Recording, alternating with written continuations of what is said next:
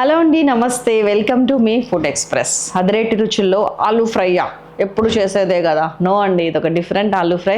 Lunch బాక్స్లోకి అయితే వెళ్ళిపోతుంది. ఇది చేసేద్దామా? అసలు దీని కటింగ్ ప్రాసెస్ డిఫరెంట్ అండి. చూడండి ఎలా ఉందో ఈ కటింగ్.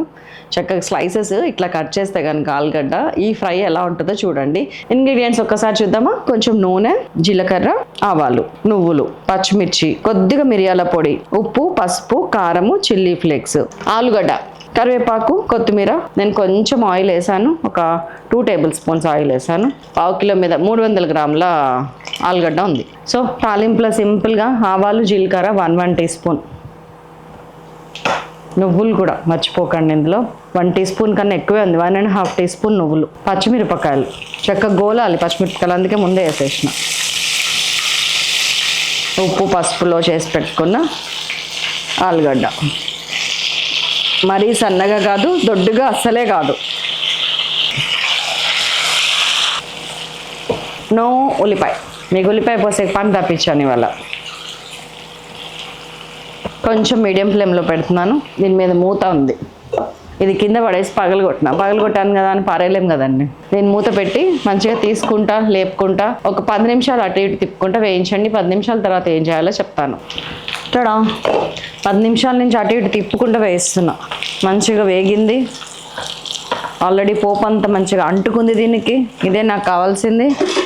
అండ్ కొద్దిగా పసుపు ఇప్పుడు వేస్తున్నా చూడండి. ఉప్పు కూడా, పసుపు ఒక 1/2 టీ స్పూను, ఉప్పు ఒక 1 టీ స్పూను, కరివేపాకు, అండ్ దెన్ మిరియాల పొడి, చిల్లీ ఫ్లేక్స్ ఒక 1.5 టీ స్పూన్, ఎర్ర కారం కూడా ఒక 1 టీ స్పూన్. అన్నీ వేసేసిన. కొత్తిమీర కూడా వేసేస్తున్నా. కూర అయిపోయింది. ఇంత సింపుల్, అంత డిఫరెంట్గా, టేస్టీగా, చూడగానే తినాలనిపించేట్టు కనపడుతుందో చూడండి. దీనికి if at all you like నిమ్మరసం యాడ్ చేసుకోవచ్చు. వద్దు కారం కారంగా అలాగే ఉండాలంటే ఇలానే ఉండాలి. చాలు, కట్టేస్తున్నా. అయిపోయింది కర్రీ. ఉప్పు, కారం, పసుపు అవన్నీ వేయగానే కట్టేసిన. చుట్టానికి డిఫరెంట్గా లేదు, మీరు ఏదో స్పెషల్ కర్రీ చేసినట్టు. కానీ దీనికోసం మనం ఏం కష్టపడ్డామండి?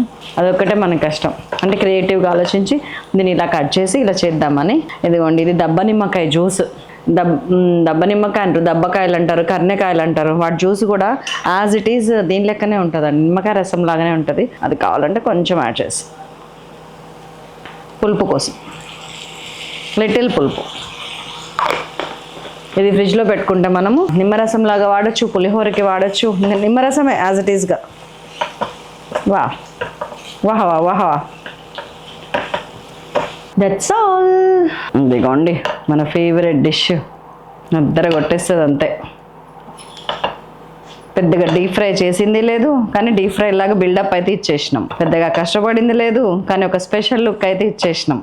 దాని మీద కూర్చొని వర్క్ చేసింది లేదు, కానీ పిల్లలు తిన్నాక అమ్మ ఎలా చేసావు అని అడిగేట్టు చేసాం.